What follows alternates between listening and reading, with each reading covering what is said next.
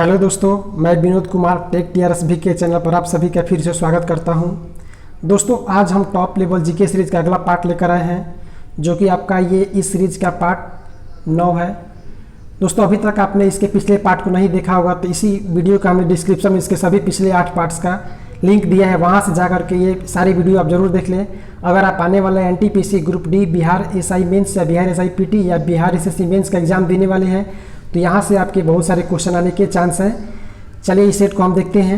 यहाँ पर आपका पहला प्रश्न है, इस श्यामा प्रसाद मुखर्जी सुरंग कौन से नेशनल हाईवे पर पड़ता है? यहाँ आपका उत्तर होगा नेशनल हाईवे 44। और इसकी स्थिति क्या है तो जम्मू कश्मीर में। और इसी का पुराना नाम क्या था दोस्तों? तो ध्यान रखिए, इसी का पुराना नाम था चेनानी नासरी। इसी का नाम बदल दिया गया, श्यामा प्रसाद मुखर्जी कर दिया गया। पहले इसका नाम था चेनानी नासरी सुरंग। चलिए अगला प्रश्न देखते हैं।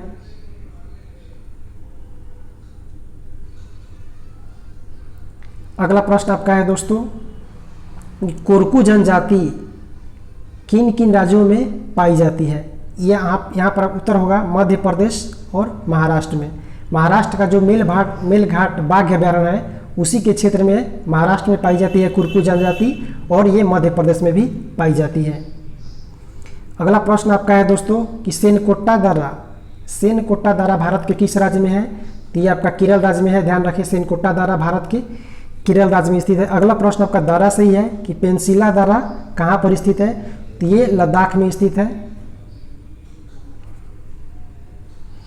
अगला प्रश्न आपका है दोस्तों, मानव संसाधन विकास मंत्रालय का नाम बदलकर क्या रखा गया हाल ही में? तो ध्यान रखिएगा, मानव संसाधन विकास मंत्रालय का नाम अब शिक्षा मंत्रालय कर दिया गया है।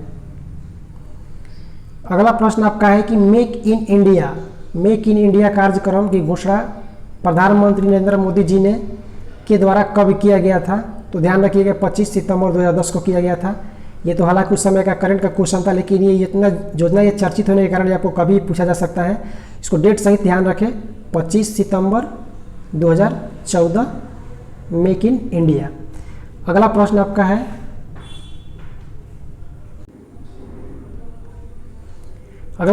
है, कि कोहला जल विद्युत परियोजना किस नदी पर है? तो ये आपका झेलम नदी पर बन रहा है, जो कि आपका पाक अधिकृत जम्मू कश्मीर है, उसी में झेलम नदी पर कोहला जल विद्युत परियोजना बन रहा है।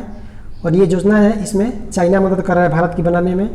और भी पाकिस्तान और चाइना से संबंधित और भी कुछ विद्युत योजना है, उनको चलिए हम देख लेते हैं। अगला है दोस्तों, डायमर भाषा बांध परियोजना को लेकर चीन तथा पाक के बीच एक समझौता हुआ। यह बांध किस नदी पर है? तो इसको ध्यान रखिएगा, डायमर भाषा बांध परियोजना आपका सिंधु नदी पर बन रहा है। यहाँ पर और भी कुछ परियोजना है, उनको ध्यान देख लीजिए। ये भी आपका पाक अधिकृत जम्मू कश्मीर में सब बन रहा है। ये देखिए, आज़ाद पठान जल विद्युत परियोजना, ये झेलम नदी पर। करोत जल विद्युत परियोजना झेलम नदी पर। चकोटी हरियन परियोजना ये झेलम नदी पर। और एक माही परियोजना है माही नदी पर। यह स्थान आपका है खैबर पख्तूनवा। अगला प्रश्न आपका है दोस्तों, प्रश्न संख्या 9, कि माउंट सिनाबुंग ज्वालामुखी कहाँ पर है? इसमें हाल ही में उद्गार हुआ है, तो ध्यान रखिएगा ये इंडोनेशिया में है। और इंडोनेशिया की राजधानी कहाँ है? जकार्ता। और इसका मुद्रा क्या है? रुपये। ये भी ध्यान रखें। अगला प्रश्न आपका है कि उपभोक्ता संरक्षण अधिनियम पहली बार कब लागू किया गया था? तो ये 1986 में लागू किया गया था। हाल ही में 2020 में इसमें कुछ संशोधन किया गया है, इसकी जो रकम सीमा है उसमें चेंज गया है। तो इसको ध्यान रखिए, पूछा जा सकता है कि पहली बार कब लागू हुआ था? तो 1986 में। अगला प्रश्न है दोस्तों, हिंदू उत्तराधिकार अधिनियम पहली बार कब लागू हुआ था? ये आपका 1956 में लागू हुआ था। हाल ही में 2020 में इसमें कुछ संशोधन हुआ। संशोधन ये हुआ कि जो 1956 का अधिनियम था, इसके तहत जो जागीर होता था उसमें केवल घर के मतलब लड़कों होते तो नहीं का मतलब उसमें हिस्सा होता था। लेकिन अब जो ये नया कानून आया है उसमें ये लागू कर दिया गया है कि अपने पिता की संपत्ति में पुत्री का भी उतना ही हक है जितना कि एक बेटे का है। जिसको ध्यान रखिए, बहुत ही चर्चा में है। अगर कोई भी ऐसा प्रश्न है जो महिलाओं से संबंधित बन रहा हो तो पक्का किसी न किसी एग्जाम में आपका पूछा ही जाएगा। तो इसको ध्यान रखिए कि हिंदू उत्तराधिकार अधिनियम पहली बार कब लागू हुआ था? तो 1956 में। अगला प्रश्न आपका है कि आपदा प्रबंधन अधिनियम कब लागू हुआ था? ये आपका 2005 में लागू हुआ था। अगला प्रश्न आपका है कि NSSO का फुल फॉर्म क्या है? इसका उत्तर होगा आपका नेशनल सैंपल सर्वे ऑर्गेनाइजेशन। अगला प्रश्न आपका है कि यूनिसेफ का मुख्यालय कहाँ पर है? तो ध्यान रखिए न्यूयॉर्क में है। अभी भारत में हाल ही में इसका युवा इंडिया कार्यक्रम एक लॉन्च किया, इससे ये पूछा जा सकता है, इसको ध्यान रखें। और एक इसी से संबंधित यूनेस्को है, तो यूनेस्को का मुख्यालय कहाँ पर, इसको ध्यान रखें, पेरिस। यूनेस्को जो आपका उसका है पेरिस और यूनिसेफ का है न्यूयॉर्क। और यूनेस्को जो उसकी स्थापना 1946, ध्यान रखें।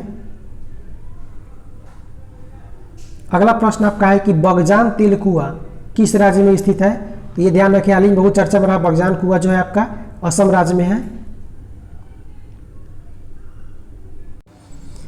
अगला प्रश्न है दोस्तों, मोटेरा स्टेडियम भारत के किस राज्य में है? तो ये ध्यान रखिए, आपका ये गुजरात में है, गुजरात के अहमदाबाद शहर में है मोटेरा स्टेडियम। अगला प्रश्न आपका है कि प्रवासी भारतीय केंद्र का नाम बदलकर क्या रखा गया है? तो जो हमारा प्रवासी भारतीय केंद्र था उसका नाम बदलकर अब सुषमा स्वराज भवन रख दिया गया है, इसको ध्यान रखिएगा। अगला प्रश्न आपका है प्रश्न संख्या 19 कि मौसम क्या है? तो भारतीय मौसम विभाग द्वारा जारी किया गया एक ऐप है जो कि मौसम का पूर्वानुमान बताएगा। यानी मौसम विभाग जो है हमारा भारत का, उसने एक मौसम नाम का एप्लीकेशन जारी किया है जो कि वर्षा या मतलब दिन कैसा रहेगा, मौसम कैसा रहेगा, उससे संबंधित हमें एक जानकारी देगा। तो ये ध्यान रखें, मौसम एक ऐप है जिसको मौसम विभाग ने लॉन्च किया है। अगला प्रश्न है कि हरितहारम कार्यक्रम का संबंध किस राज्य से है? तो ये तेलंगाना से है। और तेलंगाना का स्थापना ध्यान रखें 2 जून 2014 को स्थापना हुआ था। ये 2 जून को अपना स्थापना दिवस मनाता है। अगला प्रश्न आपका है दोस्तों प्रश्न संख्या 21, स्वावलंबन एक्सप्रेस विशेष रेलगाड़ी किस संस्था ने लॉन्च किया है? तो ये उद्यमियों के लिए विशेष करके सिडबी संस्था ने एक स्वावलंबन नाम की एक्सप्रेस चलाया है, इसको ध्यान रखें।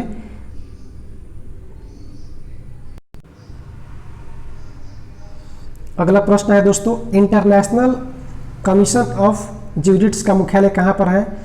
तो यहाँ आपका उत्तर होगा जिनेवा में इसका मुख्यालय है, इंटरनेशनल कमीशन ऑफ ज्यूरिट्स। अगला प्रश्न आपका है कि प्रोजेक्ट मॉनिटरिंग यूनिट का संबंध किस उद्योग से है? तो ये कोयला उद्योग से है, प्रोजेक्ट मॉनिटरिंग। अगला प्रश्न आपका है कि विश्व प्रसन्नता दिवस कब मनाया जाता है? ये आपका 20 मार्च को मनाया जाता है विश्व प्रसन्नता दिवस। और अंतिम प्रश्न है कि राष्ट्रीय मतदाता दिवस कब मनाया जाता है? तो ये 25 जनवरी को मनाया जाता है। अभी हाल ही बिहार में इलेक्शन होने वाला है, तो इस क्वेश्चन को ध्यान रखिए, ये एग्जाम में पूछा जा सकता है। तो दोस्तों अगर आपको ये वीडियो अच्छा लगा तो प्लीज़ वीडियो को लाइक कीजिए, शेयर कीजिए, कमेंट कीजिए। और अभी तक आपने हमारे चैनल को सब्सक्राइब नहीं किया तो प्लीज़ चैनल जरूर सब्सक्राइब करें। Thanks for watching this video. आपका दिन शुभ हो।